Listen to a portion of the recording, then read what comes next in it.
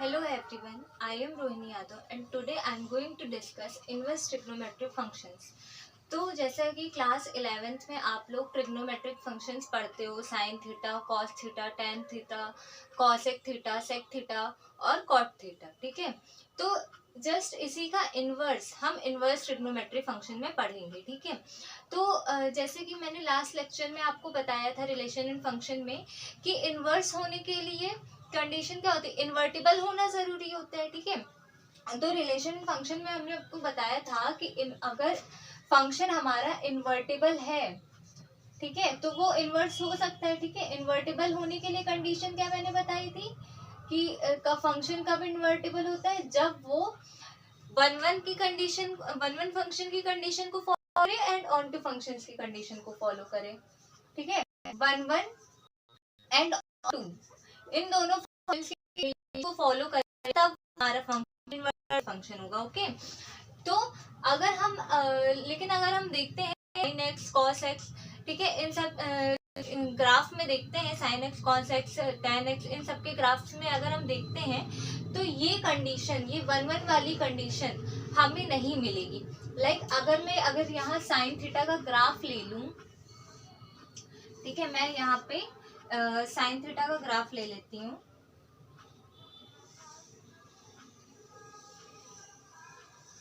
ठीक है। ये मैंने साइन थीटा का ग्राफ ले लिया, ओके। अब अगर मैं यहाँ पे ये y एक्सिस हो गया, ठीक है,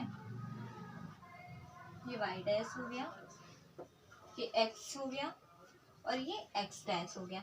अब यहाँ पे मैंने ये जो इंटरवल है, वैल्यूज हैं, वो मैं लिख लेती हूँ पहले तो ये हो जाएगा, ये तो 1 हो गया, -1 हो गया, और यहाँ पे ये 0 π/2, ठीक है, एंड ये पाई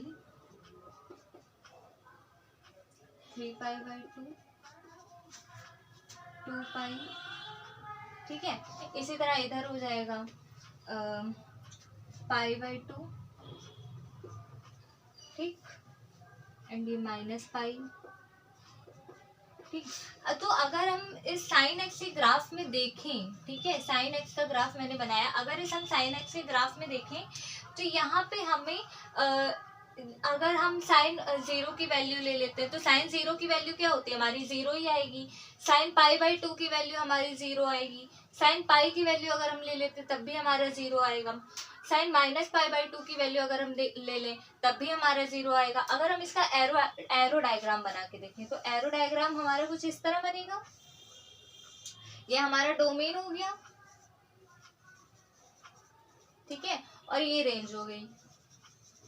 अब अगर हम देखें तो अगर मैंने यहाँ पे π/2 ले लिया, ठीक है, π/2 के लिए वैल्यू क्या आ रही है, 0 आ रही है। पाई के लिए वैल्यू क्या आ रही है, 0 आ रही है। -π/2 के लिए भी साइन एक्स की वैल्यू 0 आएगी, और -π के लिए भी साइन एक्स की वैल्यू क्या आएगी, 0 आएगी। तो ये क्या हो गया, ये बहुत सारे एलिमेंट्स का एक ही प्री इमेज बन रहा है, बहुत सारे एलिमेंट्स का एक प्री इमेज बन रहा है। तो ये वन फंक्शन तो है नहीं हमारा, ये मैनी वन फंक्शन है हमारा, ठीक है।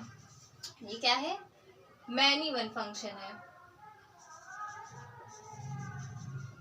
ठीक है, ये हमारा मैनी वन फंक्शन बन रहा है। तो क्या ये इन्वर्टिबल होगा, नहीं, ये इन्वर्टिबल अभी नहीं होगा। अगर हम इस साइन एक्स के ग्राफ में या 6 के 6 ग्राफ्स में अगर हम एक रेस्ट्रिक्टेड डोमेन ले लें, ठीक है, अगर हम रेस्ट्रिक्टेड डोमेन ले लेते हैं तब वो फंक्शन हमारा वन फंक्शन हो जाएगा। यहाँ पे जैसे कि अगर मैं यहाँ पे ये इतना हमारा रेस्ट्रिक्टेड डोमेन हो गया, ठीक है, मैं इतना ले लेती हूँ, ये हमारा रेस्ट्रिक्टेड डोमेन हो जाएगा। ये इतना, ये -π/2 से +π/2 तक का। अगर मैंने इसको रेस्ट्रिक्ट कर दिया, अगर मैं इसको रेस्ट्रिक्ट कर देती हूँ तो ये हमारा क्या हो जाएगा, तब तो ये वन फंक्शन हमारा बनेगा, तब हमारे अलग अलग एक्स के लिए y की वैल्यू अलग अलग होगी, ठीक है, तब ये हमारा क्या हो जाएगा, रेस्ट्रिक्टेड डोमेन हो गया। अब हम इसको कह सकते हैं कि ये इन्वर्टिबल होगा। दैट मीन्स इसका इनवर्स ट्रिग्नोमेट्रिक फंक्शन अब हम निकाल सकते हैं, ठीक है। इसी तरह हम सारे ग्राफ में sine x, cos x, tan x, cosec x, sec x and cot x, सारे 6 के 6 ग्राफ्स में हम यही उसको रेस्ट्रिक्ट कर देंगे, ठीक है, तभी वो हमारा इन्वर्टिबल होगा, ठीक है। जैसे कि मैंने यहाँ पे -π/2 से +π/2 तक की वैल्यू ले ली और इसको रेस्ट्रिक्ट कर दिया, ठीक है, इतना रेस्ट्रिक्टेड हो गया। अब अगर मैं इसको करूं तो ये हमारा रेस्ट्रिक्टेड डोमेन इसमें क्या हो गया, साइन एक्स के ग्राफ में रेस्ट्रिक्टेड डोमेन हमारा क्या आ जाता है, रेस्ट्रिक्टेड डोमेन हमारा क्या आ गया, -π/2 टू +π/2, -π/2 टू +π/2, ठीक है, ये हमारा रेस्ट्रिक्टेड डोमेन आ गया। अब अगर मैं यहाँ पे आपसे पूछूं कि इसका रेंज क्या होगा, तो रेंज हमारी ये हो जाएगी -1 टू +1, ठीक है, तो ये हमारी रेस्ट्रिक्टेड रेंज हो गई, ठीक, ये हमारी रेस्ट्रिक्टेड रेंज हो गई -1 टू +1। समझ आया साइन एक्स का ग्राफ, ठीक है, यहाँ पे मैंने -π/2 टू +π/2 मैंने ले लिया, ठीक है, ये हमारी रेस्ट्रिक्टेड रेंज हो गई, रेस्ट्रिक्टेड डोमेन हो गया। अब हम अगर मैं ये कह दूं कि -π/2 टू +π/2 ही क्यों लिया मैं 0 टू π/2 भी तो ले सकती थी, या 0 टू π ले सकती थी, 3π/2 ले सकती थी, तब भी हमारा यही आता, ठीक है, तब भी अलग अलग एक्स के लिए अलग अलग वाई की वैल्यू अलग अलग होती, बट नहीं, ये हमारा -π/2 टू +π/2 ये हमारा प्रिंसिपल वैल्यू है, ठीक है, प्रिंसिपल वैल्यू ऑफ डोमेन है, इसलिए मैंने -π/2 टू +π/2 लिया, ठीक है, ये हमारा साइन एक्स का ग्राफ हो गया, ओके।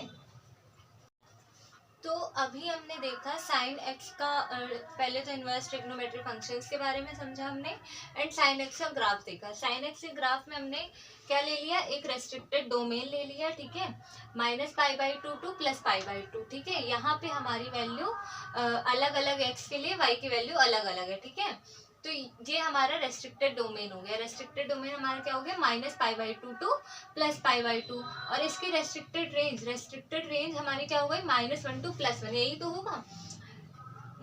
अगर मैंने जैसे पहले बताया कि अगर मैं यहाँ पे -π/2 टू +π/2 ना लूं, या π/2 टू 3π/2 या ऐसे कुछ ले लूं, तो तब भी उसकी वैल्यू अलग अलग ही आएगी, बट ये हमारा प्रिंसिपल वैल्यू ऑफ डोमेन है, ठीक है, प्रिंसिपल वैल्यू ऑफ डोमेन है, इस वजह से मैंने यहाँ पे -π/2 टू +π/2 लिखा है, ठीक है। इसी तरह अगर मैं cos x का ग्राफ देखूं, cos x का ग्राफ मैं देखती हूँ, तो यहाँ पे 0 टू π यहाँ तक का इंटरवल ऐसा है जहाँ पे x की वैल्यू अलग अलग x की वैल्यू y के लिए अलग अलग है, ठीक है, तो इस इंटरवल में ही ये हमारा रेस्ट्रिक्टेड डोमेन हो जाएगा, ठीक है, क्योंकि यहाँ पे अलग अलग एक्स के लिए वाई की वैल्यू क्या है, अलग अलग है, ठीक है, तो ये हमारा क्या हो जाता है, रेस्ट्रिक्टेड डोमेन हमारा क्या हो जाएगा, 0 टू π हो जाएगा, ठीक है। अब अगर मैं यहाँ रेस्ट्रिक्टेड डोमेन हमारा हो गया, समझ आया, ओके। और हाँ, cos x में जो डोमेन होता है हमारा, ठीक है, cos x में जो डोमेन होता है वो हमारा रियल नंबर होता है, ठीक है, रियल नंबर होता है, ठीक है, तो ये हो गया cos x का ग्राफ, ठीक है। अब हम आते हैं cosec x के ग्राफ पे। cosec x के ग्राफ पे अगर हम देखें तो cosec x का ग्राफ अगर मैं पूरा देखूं तो ये कुछ sin x का अपोजिट होता है, ठीक है, तो cosec x मतलब 1/sin x, ठीक है, cosec x मतलब 1/sin x, तो sin x का ही आएगा, ठीक है, डोमेन जो होगा। तो इसमें क्या होता है, नेचुरल डोमेन जो होता है इसमें वो ऑल रियल नंबर, ठीक है, सारे रियल नंबर एक्सेप्ट 0, एक्सेप्ट वो रियल नंबर जिनके लिए साइन थीटा की वैल्यू 0 हो। इसमें क्या होता है, वो नेचुरल डोमेन हमारा क्या होता है, वो सारे रियल नंबर्स, ठीक है, वो सारे रियल नंबर्स, बट उन रियल नंबर्स को छोड़कर जिनके लिए साइन थीटा की वैल्यू 0 हो, ठीक है, वो हमारा होता है, ठीक है। तो अगर मैं -1 टू +1 वैल्यू हमारी पॉसिबल है, ठीक है, इसलिए यहाँ हमारा ओपन इंटरवल लग रहा है, ठीक है। ये यहाँ पे आपको ओपन इंटरवल और क्लोज इंटरवल में ध्यान देना होता है कि देखो अगर यहाँ पे -1 to +1 की वैल्यू हमारी पॉसिबल है, ठीक है, पॉसिबल है, तो यहाँ पे हम ओपन इंटरवल लगा देते हैं, ठीक है। और इसका रेस्ट्रिक्टेड डोमेन मैंने क्या लिख दिया, -π/2 to +π/2 एक्सेप्ट वो रियल नंबर्स जिनके लिए साइन x की वैल्यू 0 हो, ठीक है। तो ये cosec x का ग्राफ हो गया, रेंज भी हो गई वो रियल नंबर्स, ठीक है, रियल नंबर्स -1 to 1 को छोड़कर, ठीक है, और सारे रियल नंबर्स, ठीक है, ये हमारी रेंज हो गई। अब हमारा आता है सेक थीटा। सेक थीटा का मतलब होता है 1/cos थीटा। सेक थीटा को हम इस तरह भी तो लिख सकते हैं 1/cos थीटा। तो cos थीटा इसमें भी अगर हम देखें तो cos थीटा में हमारी रेस्ट्रिक्टेड डोमेन क्या है, 0 to π, ठीक है। cos थीटा में हमारी रेस्ट्रिक्टेड डोमेन क्या है, 0 to π, और sin थीटा में क्या था, -π/2 to +π/2। उसी तरह cosec x में हमारा रेस्ट्रिक्टेड डोमेन क्या है, -π/2 to +π/2 एक्सेप्ट वो रियल नंबर्स जिनमें x की वैल्यू sin x की वैल्यू 0 हो, ठीक है, उनको छोड़ के बाकी सारे, ठीक है। तो ये -π/2 to +π/2।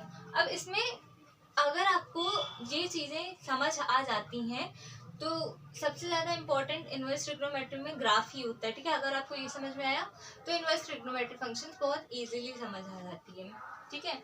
अब अगर मैं यहाँ पे cos x देखूं और sec x देखूं तो cos x में क्या होता है, रेस्ट्रिक्टेड डोमेन 0 to π, इसमें भी हमारा 0 to π है, बट π/2 ये हमारा इसको छोड़ के, ठीक है, ये हमारा रेस्ट्रिक्टेड डोमेन हो गया, ठीक है।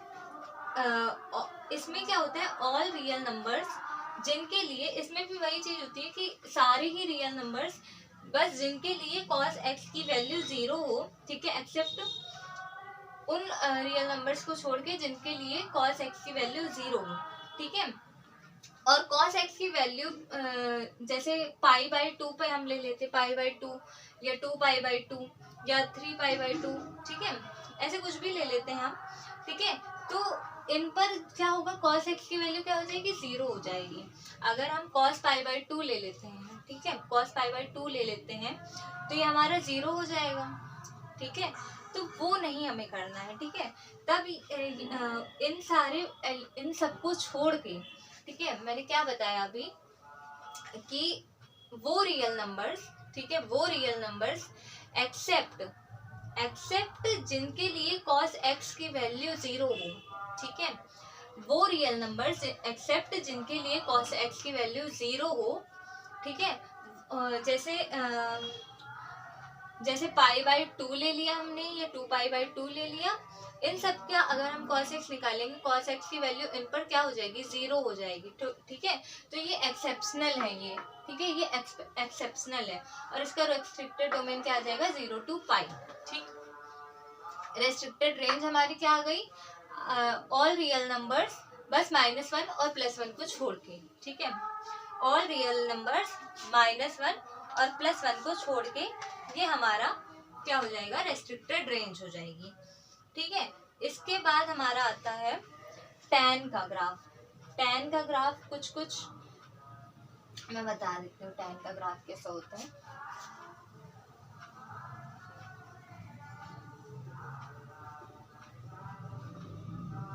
ये सब ग्राफ आप लोग 11th में पढ़े हुए हैं, बट इसमें भी इसका बहुत यूज होता है, दैट्स व्हाई मैं बता रही हूँ, अदरवाइज मैं डायरेक्टली इनवर्स बता देती। तो टैन थीटा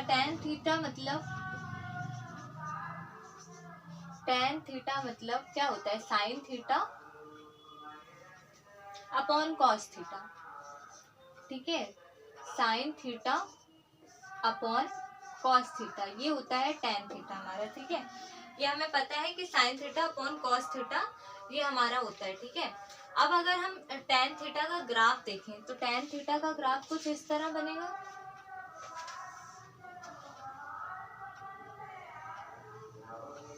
तो tan थीटा का मतलब होता है साइन अपॉन कॉस थीटा, ठीक है, ये हम जानते हैं, साइन अपॉन कॉस थीटा। और कॉस थीटा का हमने अभी ग्राफ बनाया था, तो उसमें रेस्ट्रिक्टेड डोमेन हमारा क्या था, 0 to पाई था, ठीक है, 0 to पाई था।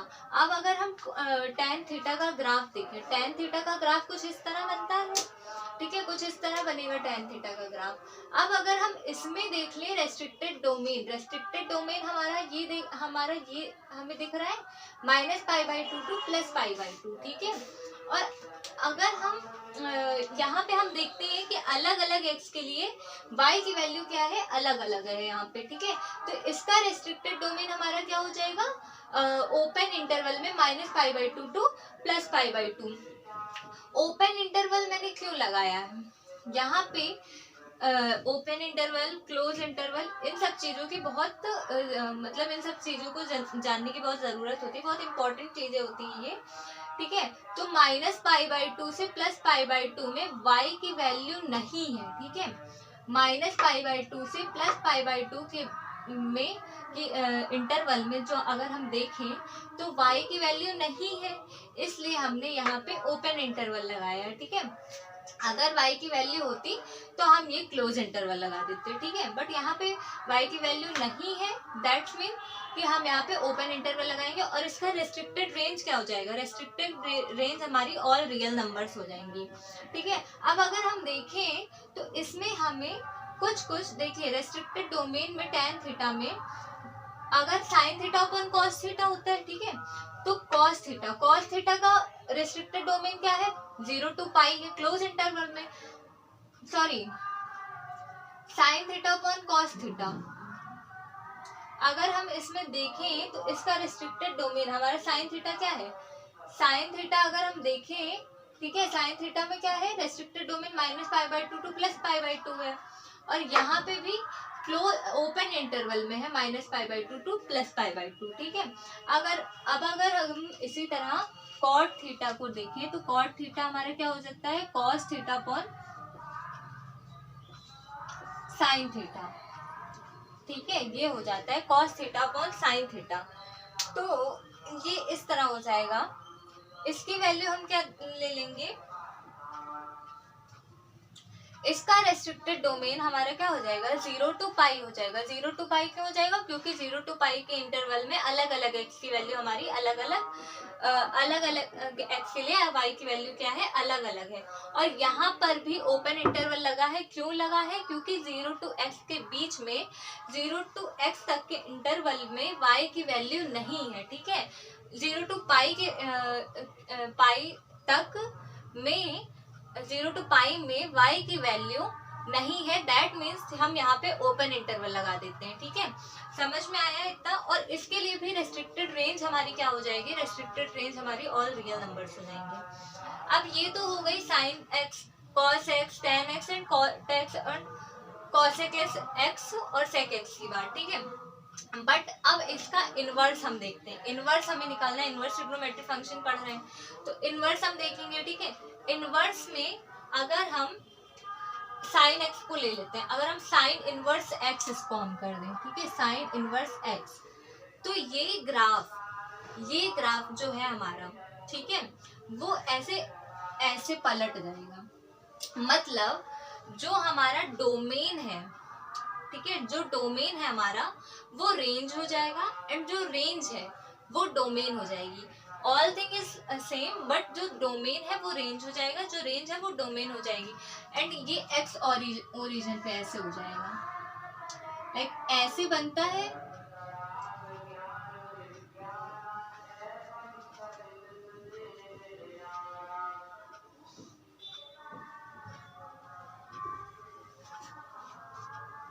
साइन थीटा का अगर हम ग्राफ देखें, अभी मैंने आपको बताया था साइन थीटा का ग्राफ,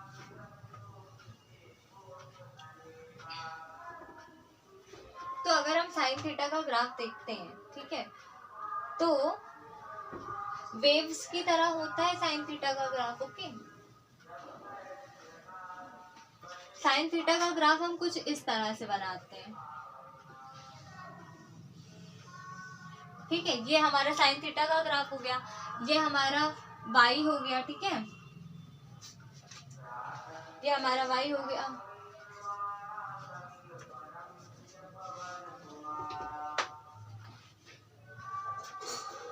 ये यहाँ पे y हो जाएगा, यहाँ पे y डैश हो जाएगा, ये x डैश हो जाएगा और ये x हो जाएगा, ठीक है। अब अगर हम इसका इन्वर्स करें, ये साइन x है, इसका इन्वर्स हमारा इस तरह से हो जाएगा, जस्ट इसका इन्वर्स, ये ऐसे, यहाँ पे ये y हो गया, ये y डैश हो गया, ये x डैश एंड ये x।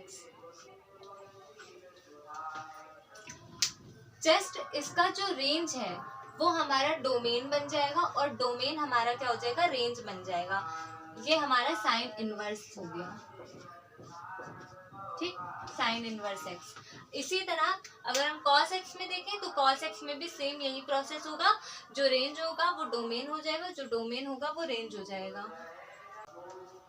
तो अभी तक हमने साइन x का ग्राफ पढ़ा, cos इनवर्स x का ग्राफ पढ़ा, cos x का ग्राफ पढ़ा, ठीक है। ये सारे ग्राफ्स हमने पढ़े और इनका रेंज डोमेन क्या होता है ये पढ़ा, प्रिंसिपल वैल्यू ऑफ ब्रांचेस या प्रिंसिपल वैल्यू ऑफ रेंज पढ़ी एंड इनवर्स ट्रिग्नोमेट्री फंक्शन पढ़ा। मैं बार बार कह रही हूँ इनवर्स ट्रिग्नोमेट्री फंक्शन बहुत ही इंपॉर्टेंट टॉपिक होता है, ठीक है।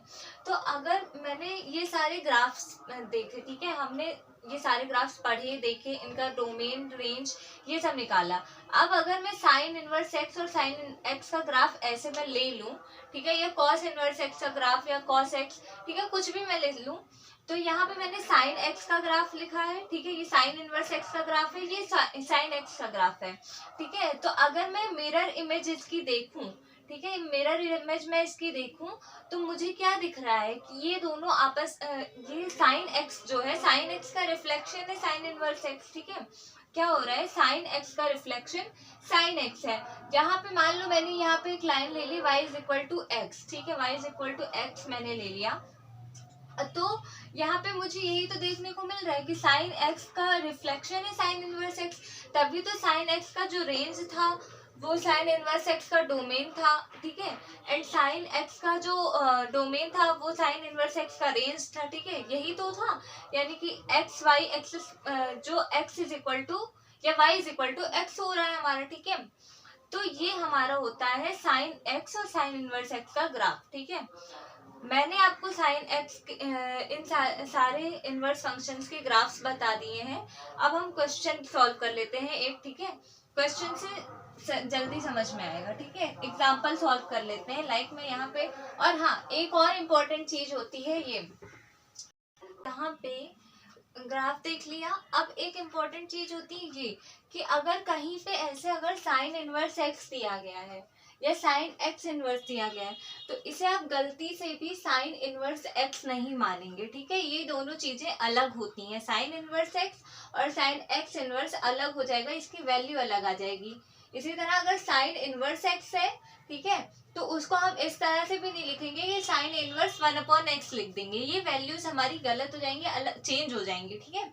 तो ये चीजें इंपॉर्टेंट होती है नोट करने के लिए। अब एक एग्जाम्पल ले लेते हैं, एग्जाम्पल के थ्रू हम समझ लेते हैं, ठीक है। जैसे मैंने यहाँ एग्जाम्पल ले लिया साइन इनवर्स, ठीक है, यहाँ पे मैंने एग्जाम्पल ले लिया साइन इनवर्स 1/2 -1/2, साइन इनवर्स -1/2 मैंने यहाँ पे एग्जाम्पल ले लिया। अब मैं लेट कर लेती हूँ y is equal to sine inverse minus का 1/2 है, ठीक है, ये मैंने लेट कर लिया है। अब हम इसको इस तरह से लिख सकते हैं, साइन अगर हमारा इधर आएगा तो sine y is equal to minus का 1/2 हो जाएगा, ठीक है, इतना क्लियर है, ओके। देन ये हमारा y की वैल्यू हमारी क्या आ जाएगी, साइन की किस वैल्यू के लिए हमारा साइन में किस 1/2 -1/2 किसकी वैल्यू होती है, तो -1/2 साइन 30 की होती है, ठीक, सॉरी साइन 30 की 1/2 होती है, ठीक है। तो अगर मैं यहाँ पे ये हमारा हो जाएगा π/6, ठीक है, π/6 आ जाएगा।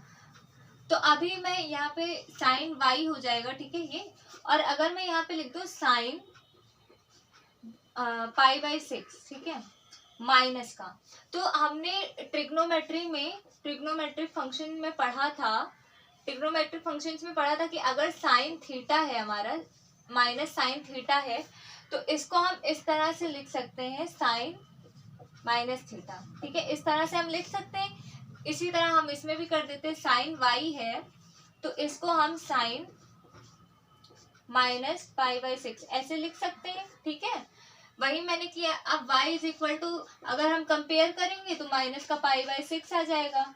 अब अगर हम यहाँ पे ये कह दें कि हमें प्रिंसिपल वैल्यू चाहिए, अगर हम ये कह दें क्वेश्चन में कि प्रिंसिपल वैल्यू हमें निकालनी है, ठीक है, प्रिंसिपल वैल्यू, तो हमने यहाँ पे एक वैल्यू माइनस पाई बाई 6 निकाल तो ली है, बट हमें ये चेक करना है कि ये प्रिंसिपल वैल्यू है या नहीं है, ठीक है, प्रिंसिपल वैल्यू है या नहीं है। तो ये क्या हो जाएगा, हमने साइन के ग्राफ में देखा था कि साइन की रेंज क्या होती है, साइन की रेंज क्या होती है, minus pi by 2 two plus pi by 2, ठीक है, ये हमारी रेंज होती है। अब हमें देखना है कि ये वैल्यू इस रेंज में लाई कर रही है, तो ये हमारा प्रिंसिपल वैल्यू हो जाएगी, ठीक है। अब अगर हम एक और क्वेश्चन ले लें,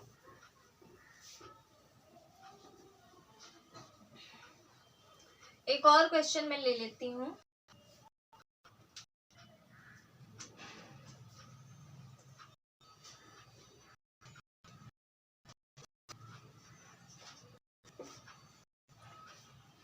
यहाँ पे एक क्वेश्चन ले लेती हूँ कि अगर यहाँ पे मैंने tan इनवर्स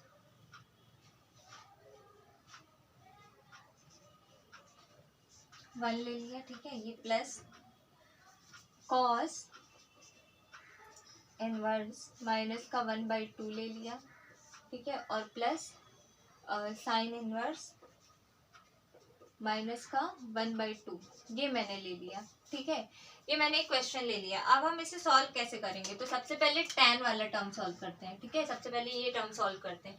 तो tan inverse 1 is equal to, अगर हम y मान लें, ठीक है, तो tan y is equal to हमारा क्या आ जाता है, 1 आ जाता है, ठीक है। अब 1 tan में किसकी वैल्यू होती है,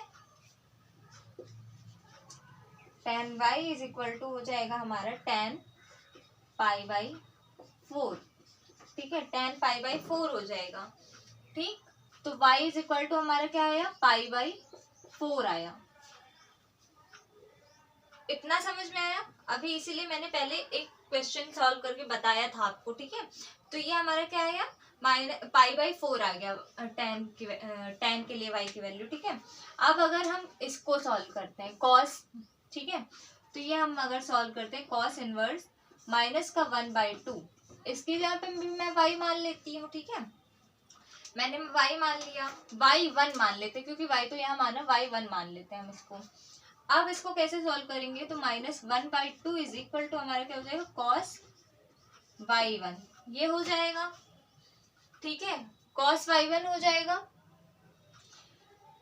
cos के किस वैल्यू के लिए हमारा π/2 होता है, तो cos π/3 की वैल्यू हमारा क्या होता है, माइनस का 1/2 होता है, ठीक है, cos y1, इसको हम क्या लिख सकते हैं, y1 is equal to minus का π/3, इस तरह से लिख सकते हैं, ठीक है। cos में हमारा चीज लाई नहीं करेगी, तो इसके लिए हमें क्या करना रहता है, y1 इज इक्वल हम कर लेंगे पाई माइनस π/3, क्योंकि अगर हम ये ऐसे देखें, यहाँ पे ऑल होते हैं, यहाँ पे साइन होता है, यहाँ पे ऑल टू कॉपी, ठीक है, ये होता है हमारा। तो इसमें थर्ड ओरिजिन में तो ये आ रहा है, तो इसमें हमारा नहीं होगा, ठीक है, कॉस नहीं होगा, तो यहाँ पे पाई माइनस π/3 हमने कर दिया। अब अगर हम इसे सॉल्व करते हैं तो y1 हमारा क्या आ जाएगा, 2π/3 आएगा, ठीक है, क्लियर, ओके। नेक्स्ट अब हम देखते हैं साइन की वैल्यू, साइन इनवर्स माइनस का 1/2 इज इक्वल टू y मैंने ले लिया, सिमिलरली उसी तरह से होगा, ठीक है, माइनस का 1/2 आ गया, sine y is equal to हो जाएगा माइनस का साइन π/6, ठीक है, π/6 हो जाएगा, ओके। तो y इज इक्वल टू हमारा क्या आ जाएगा, माइनस का π/6, समझ आया इतना? ओके, -π/6 ये इतना आ गया। अब अगर मैं इस टर्म में रखने की बात करूं, यहाँ पे प्लस प्लस में है तो y1 की हमारी, ये y2 मैंने माना है, ठीक है। y1 की वैल्यू हमारी क्या है, π/4 प्लस y2 की वैल्यू, y1 की वैल्यू हमारी क्या है, 2π/3 प्लस माइनस π/6। इसके आगे आप लोग सॉल्व कर सकते हैं, ठीक है। इसके आगे आप लोग खुद सॉल्व कर सकते हैं, क्योंकि ये क्रैश कोर्स है इसलिए मैं इतना नहीं बता रही हूँ, ठीक है। तो समझ आया इतना, मैंने क्वेश्चन के थ्रू भी बताया, ठीक है। इनवर्स ट्रिग्नोमेट्रिक फंक्शन क्या होता है, आगे की प्रॉपर्टीज होती हैं इसमें कुछ, वो सारी चीजें हम डिस्कस करेंगे, ठीक है। तो अभी के लिए इतना ही, आगे का मैं नेक्स्ट लेक्चर में आपको बताती हूँ।